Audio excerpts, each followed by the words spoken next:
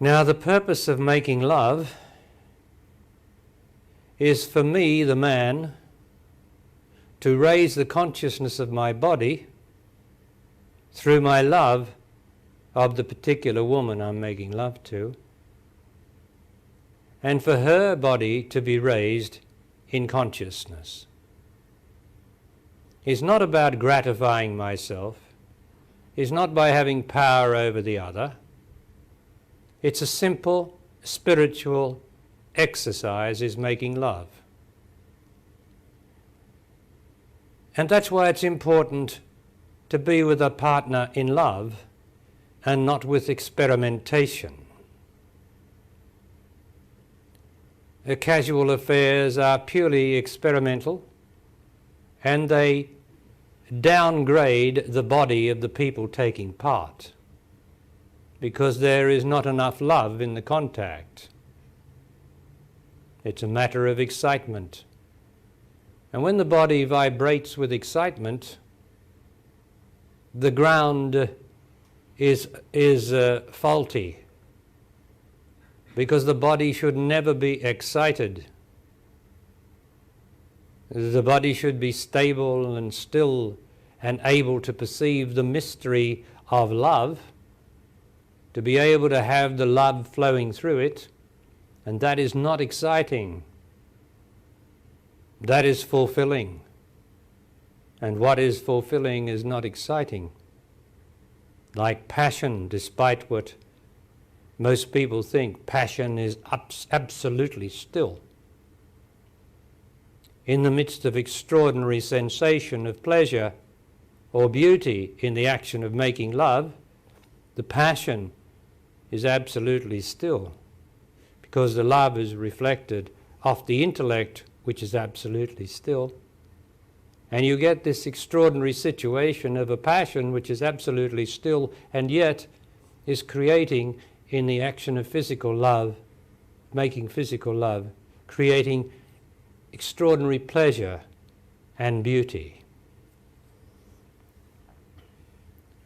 Now, of course, we all pass into that at different times with different partners.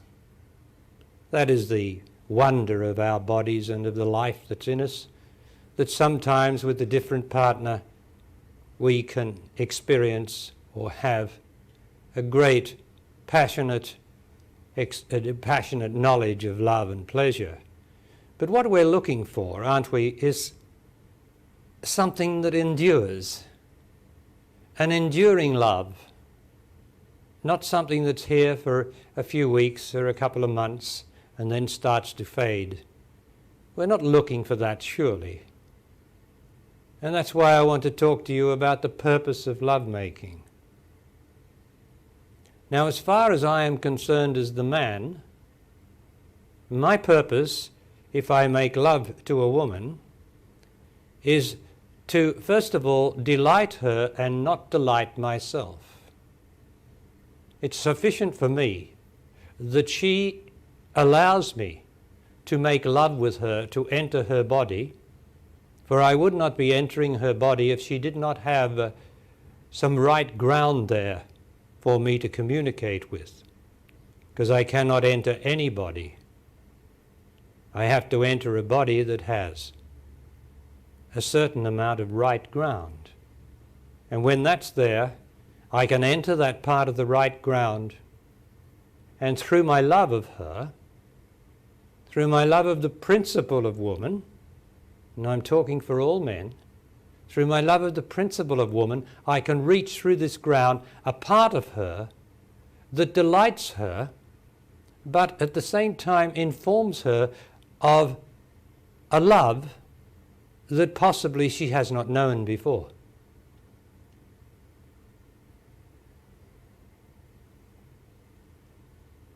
Now, what I'm doing in doing that is changing her ground, because lovemaking is supposed to change the ground of the other. We come together by some chemistry or by some karma. We come together, it doesn't matter how we come together, but that the reason that we come together is to change our ground. And the fact that we come together with this man or woman, or this man or woman, but not all those men and women, is that there's a possibility of changing ground here, of something good and right coming out of it. That's why we are attracted to each other and we come together. But we have to be right inside ourselves and know what we are doing. We have to know the purpose of love. As I was saying, the purpose of man loving a woman is to delight her. Then, in her delight, in being delighted with his love, because I don't mean excite a woman. I don't mean excite her and give her an orgasm. I mean, orgasm might happen. I'm not talking about that. I'm talking about the sheer delight of knowing that she is being loved. Now that to a woman is an extraordinary thing, to know in the action of making love that she is actually being loved now. It is a most beautiful thing for her, because she's on this earth for that very purpose, to be loved now, physically. That's why she's on the earth.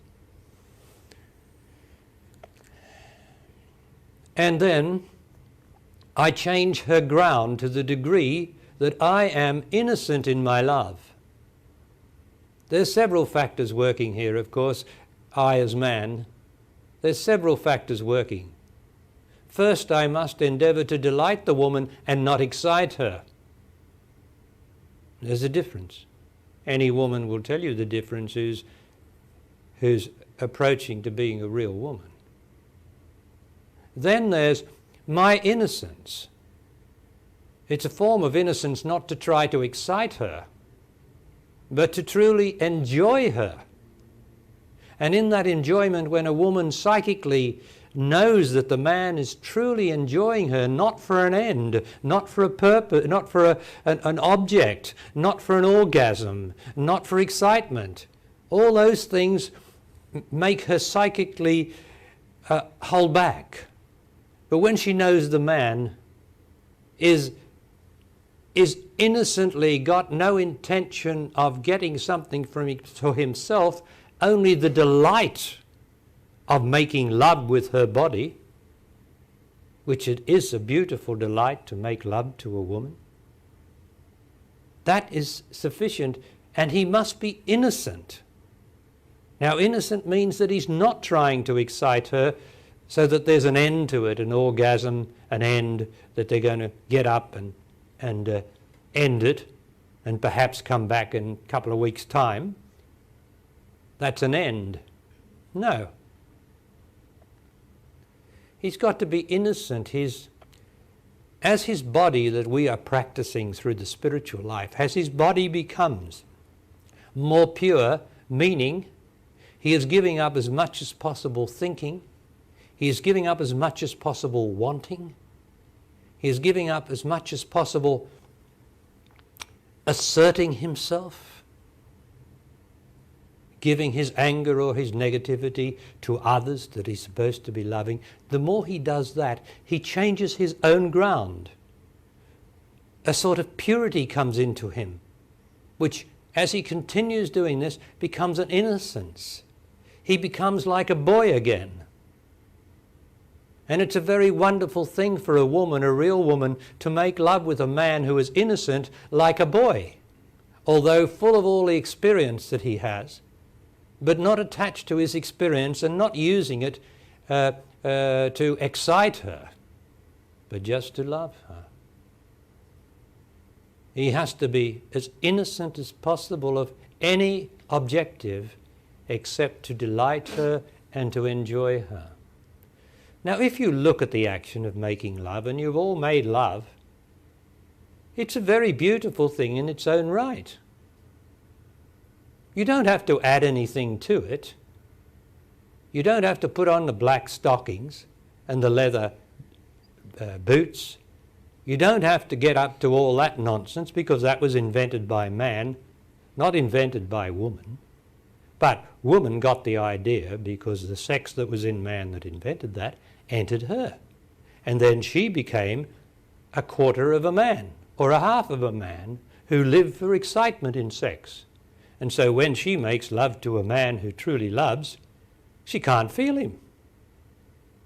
He's is too subtle for her. And she gets tired of it and bored with it because there's no sexual stimulation. There's only love. And it's quite a crossing over between what we've been used to as men and women, what we've been used to in the past, and the crossover to what I'm talking about and what many of you men are practicing. The crossover is not easy. It's not easy for the man and it's not easy for the woman to give up sexual excitement.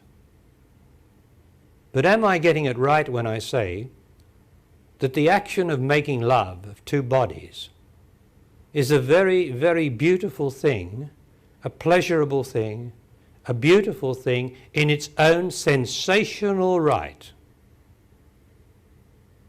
Now, I'm not talking about any mind in that, you'll notice. I'm talking about the two bodies interacting in making love. Is it a very beautiful thing in its own right? If you put the mind into it, because the mind can never make love, the mind always wants to make excitement. It doesn't know anything about love. So if you put the mind in it, you lose the innocence. The man loses his innocence. And then he infects the woman with this excitement, with this sexual excitement. And she loses the power to sense true love, the true delight of physical lovemaking without a contrivance of fantasy and all the rest of what man has invented and women have continued to expand on. So you see, I'm talking about a way of life which is a way of love. I mean, isn't a way of life about love, for God's sake? What do you think about most of the time? What do all the men out there playing the poker machines and all the rest? And there's nothing wrong with playing the poker machines. I'm only talking about ordinary people. What do they think about all the time?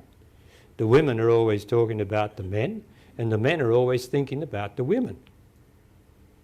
So I'm talking about something that's called life for us.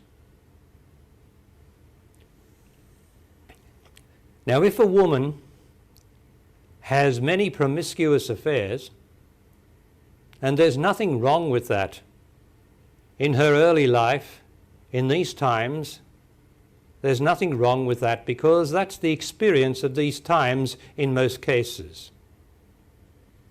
She doesn't know what she's doing. He doesn't know what he's doing. And the result is confusion in both of them, because when you don't know what you're doing, you breed confusion. Now, by the way of things, that is necessary in this existence. It's a terrible thing, it would seem. But we all have to go into it, into the experience, experimentation with sex, because we don't know any better. Because nobody has ever told us. And we can't listen anyway because we think we know it all when we're young. So we have to go into that and get the experience. Then the time comes when we're filled with the experience of sex and its debilitating force, with its excitement that seems to be necessary to work the woman up. Every man, or most men, think the woman's got to be worked up to make love. And so he works furiously at working her up as quickly as he can, especially on the clitoris, which I call the clitoris betrayal. That woman then jumps like a puppet through the excitement of the clitoris.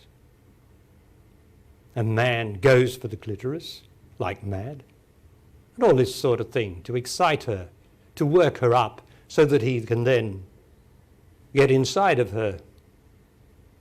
Now, that's all experience, of course, and there's nothing wrong with that experience, because when we don't know any better. It's when we know better and you come to me and you hear what I'm saying, or you've listened to my making love tapes, and you still go on courting excitement and allowing man to excite you, that's when you'll get confused and you'll get unhappy.